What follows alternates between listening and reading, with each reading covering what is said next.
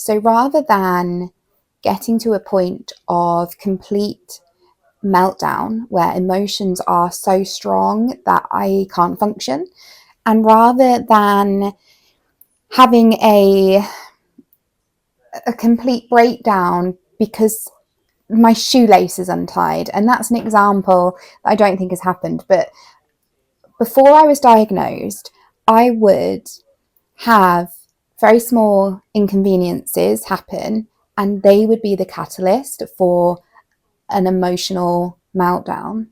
And after my diagnosis, I've now been able to identify the feelings in me that happen before I get to that stage. And I've been able to think about coping strategies, and I've been able to implement them. So in this video, if you are feeling quirky, a little bit different, perhaps you actually have a diagnosis already and you're looking for coping strategies, I want you to really think about yourself and what your triggers are when it comes to being overwhelmed. Because I'm hoping that by going through the things that I do, it will help you develop some of your own strategies as well. So just take a moment and write down a couple of things that you know send you into a panic, a sensory overwhelm. And then when we've got those, we will go through a couple of things that you might be able to do that can improve your general life, actually. So for me, one of the biggest things is sensory overwhelm that comes from noise. So I am so noise sensitive. Usually it's repetitive, like jarring sounds. So the best examples I can give would be in a restaurant, or it was in a cafe, and the door had a bell that would ding every time someone came in or left. It was really busy when I was there, and all I could fixate on was this dinging noise, and it gets worse and worse to the point where it's hurting my head. And when I'm in that space, then any extra noise I can't focus on. Like if somebody's trying to talk to me, I can't hear them. And pre-diagnosis, that would have knocked me into just this place where it's like a panic attack. I can't be in the vicinity of the noise anymore. I have to get out of there. It would happen in shops with tills dinging, or somebody's phone was ringing, and all of a sudden I just wouldn't be able to tolerate it anymore, and I'd have to leave. And what I do now is I actually have different equipment. No, I have different things with me always that I can use to navigate that overwhelm that I'm trying to avoid. Because when I get overwhelmed, my emotions are uncontrollable and my crying is uncontrollable. Nothing will console me. I get angry and frustrated and sad and upset and just all these emotions, and it takes me a long time to get out of them. So I have some strategies. First of all is I use loop earplugs. These are quite small and they look like ear piercings. They just sit inside your ear. So I wear those a lot of the time when I go out. I literally will wear them as standard. They're really good at just like muting down all the background noise, but you can still hear people and have conversations, which is really important sometimes if you are having to communicate with people, especially for like safety stuff. So I have those. I've also got Apple AirPods. I'm not going to open them because they will connect to my phone, which I'm obviously using to record. So but they are really good at being a quick fix that I can shove in my ears. Then I've also got my Bose overhead headphones as well. And these are great because I can wear these without them being on, and they just help to muffle the noise. And then when it gets a bit too much, I can turn them on, which I won't do now again, but they have the best noise cancelling ever. I love them, especially when I'm in London on the tube. Now, I have all three of these things with me, and the earplugs, whenever I leave the house, because I don't think there's been a time, it's probably since I started doing this, where I've not used them at one point or another when I'm outside the house, especially as I work from home, so I don't need to be because I work from home and not going out all the time. So when I do go out, it's almost more overwhelming because you get quite used to being in your own space with your own noises. That being said, I do have house rabbits and they drive me insane with noise sometimes. So I will often sit here with my Bose headphones on, even in my home office here, because I can't bear the noise. And I hate saying it because I love them, but the noise is unbearable. It's scratching in a corner and it sucks. But those are 3 things that I would encourage you to start having in your bag or on your person when you are out and about, because they truly make a massive difference for me.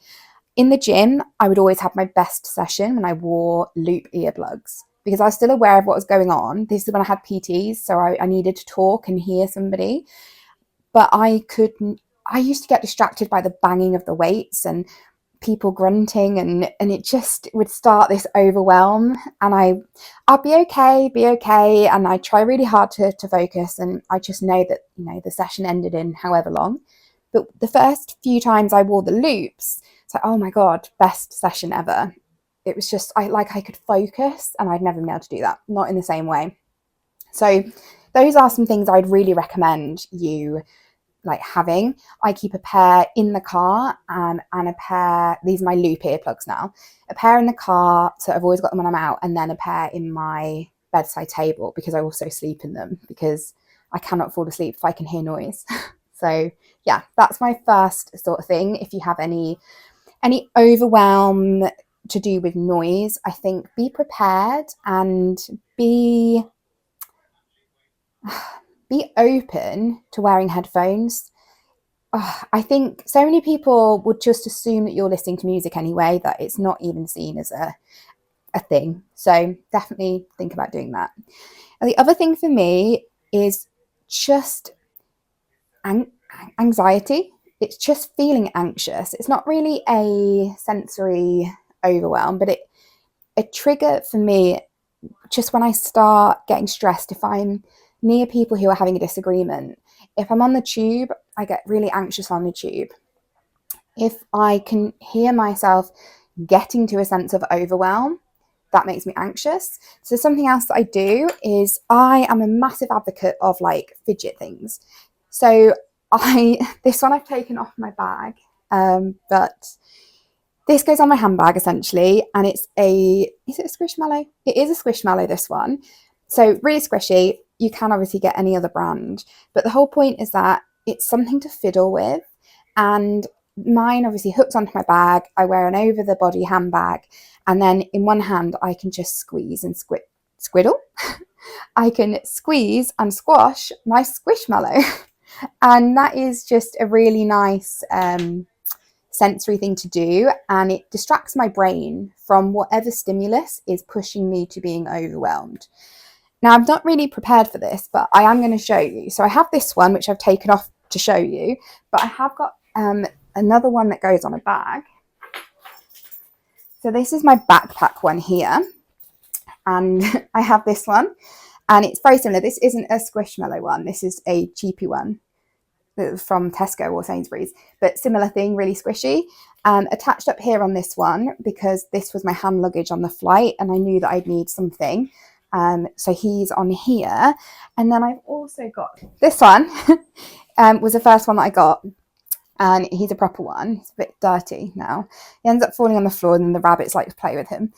But he sits on my lap when I'm doing work in the office, because sometimes work can be stressful and overwhelming. And I also hold him a lot if I'm feeling emotional or slightly stressed during my therapy as well that I have every week. And then I've got an even bigger one, which I call Swampy. He's in the bedroom, and he is the one that I will sleep with. And having these things to squidge and like almost like knead like a loaf of bread distracts me, because it gives me something to do and like to channel my thoughts into, my energy. And I don't know, I love them. Just having something you can squeeze like a stress ball. But the reason I like these is because they do have that key ring, so you can always have it with you. And these, there's just something really satisfying about giving it a hard squeeze. So I love that a lot. But those are really the things that I do to try and get through life in a way that keeps me from being overwhelmed. And if you are starting to notice things, like if you can identify that feeling of your stress levels and your anxiety or your overwhelm sort of bubbling up, sometimes just being able to redivert your energy can make a huge difference to you not actually getting to that place of overwhelm. And that then, I mean, for me, leads for a much nicer day out and a much nicer week, because I'd always be that sort of person that if I had one bad day, I've had a bad week. And since I have been medicated for my ADHD, and this is why with ADHD, I really would advise you to go get a diagnosis because it gives you access to medication. But since I started my ADHD medication, I think I have only had 1 or 2 meltdowns, and I've been on this medication now for 2 years. I used to have meltdowns every couple of weeks, maybe more at times, and changed my life. Like, medication for my ADHD has made a massive difference to me. So if you are considering pursuing an ADHD diagnosis and you are wanting to see if you can manage your symptoms, go for it. It's worth the wait. I know the wait is a long time at the moment with the NHS in the UK. Get on the wait list, and hopefully the wait list won't be too long. I hear different things all the time, so I'm reluctant to say how long I've heard it recently, because I've heard 2 different numbers and one is more extreme than the other, and I don't want to give you any false hope, but get on the waiting list. It's life-changing if you have ADHD and you're unmedicated and you're struggling, to when you have medication, it's massive. So would highly recommend getting on the wait list. Autism is a bit more difficult because there isn't any medication for it. So very much is you have a diagnosis, but they can't manage your symptoms. It is a lot about understanding yourself, really. And I mean, autism and ADHD have a lot of symptoms that cross over. So the sensory overwhelm, being anxious and things, they cross, and they call it comorbidities, I think.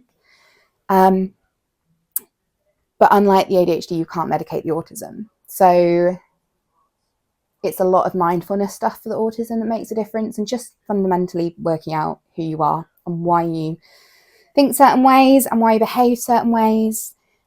ADHD and autism together, it is literally like having 2 very extreme versions of myself. I've got the ADHD version that wants to buy everything and do a new idea and jump into that and jump into the next thing. It doesn't want to finish anything, and it just wants to be occupied and busy and like thinking about 10 zillion things at once. And then I have this autistic side which wants structure and routine and calmness and predictability.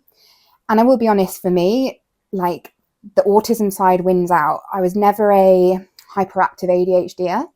I was diagnosed with like inattentive, what's it called? Inattentive ADHD? Attention deficit? I don't know, I can't remember. But basically, I was never hyperactive with mine. I would have giddy moments, so I probably was, but they were short bursts. A lot of my ADHD symptoms are like impulsivity, risk taking, not finishing things, getting distracted, but like sidetracked, distracted, not unable to concentrate. I could concentrate really well, but I could get very easily sidetracked. So that was my main things. But lost my train of thought now anyway.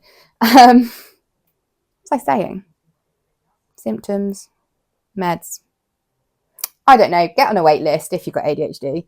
I think I was going to say the autistic part of me wins over the ADHD part. I think it's just a bit stronger, especially now I'm medicated. I basically find that my autism comes into play quite a bit more, but I've learned how to recognize when it's a hindrance. And by that I mean I'm quite rigid in my thinking sometimes, and quite black and white, and there's a right and a wrong way to, not way to do things, but morally I find it difficult having chat. I don't want to say chats, moral chats, because I don't, but it's usually when it's to do with the treatment of people. I don't like injustice, so I get quite passionate about it. And working through my therapy and things, we discuss different aspects of life. It could be friendships or relationships or family or whatever, and it's hard to identify when my opinion is so strong on something, and it's like my autistic brain just can't quite shift, even though I want to, because I know that the way that I'm judging a situation or something is not the norm or the typical response that should be there. And that's difficult to work through. So with autism, it is a lot about working out who you are as a person and identifying just why you are certain ways. And it's quite validating to know that you're not just being difficult, but it's your autism. Things like that is helpful. But I'm not sure what the referral, if there is any, for autism. There wasn't for me before, but maybe it's changed now, hopefully, because there are so many people waiting for diagnoses and stuff. So fingers crossed it is. Anyway, I'm going to go. I really want to do a podcast. It's something that's been in my mind for a while. So I think I'm just going to start. That's it. That's all I'm going to say. And so look out for that. It's going to be the not so typical podcast, I think, unless that's already taken. There is a chance, because I'm building a not so typical community, and it's for anybody feeling a bit quirky or different, anyone diagnosed or self-diagnosed who's just not so typical. I want you to feel like there's a community of people who just get it, where you don't have to explain why, you think certain things, or there's no needing to mask. You can just be you, and that's what I want. I really would love to create a space where people can come and be themselves and feel at ease. And I'll leave it there. If you've watched this far, I hope that you have written down some things like loop earplugs or squidgy things or fidgets, something that might help you navigate your sensory overwhelm, because that is really what I wanted to talk about today. And if not, I hope you've just enjoyed listening to me having a ramble with my neon heart, which I love.